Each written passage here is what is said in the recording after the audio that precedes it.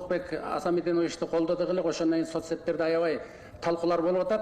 Ошо талкуудагыларга макулсузбу, макул эмеспи, ошону айтасызбы, айта албайсызбы, өзүңүз билиңиз. Ошол убакта сиздин аброюңузга, биздин 120 депутаттын аброюна, президенттин аброюна да аябай чоң сөздөр айтылды. Аны угуп атсаңыздар керек.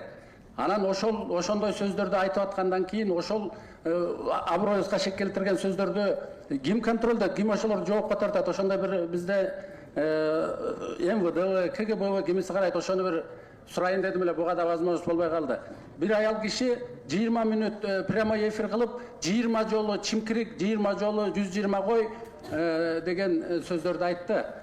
Бул премьер-министр да айтып атат, бул Карашевдин алып келгенин 120 депутат өздөрүнүн кандидат экен премьер-министр коюп алды деп атат. Ошону элге түшүндүрүп койсоңор, каяктан келип, ким аркылуу келип, кимдин рекомендациясы менен келип, бул жерде премьер-министр, бул жерде министр болуп атасыңар. Ошол экилерди бир элге түшүндүрүп койсоңор. Андан тышкары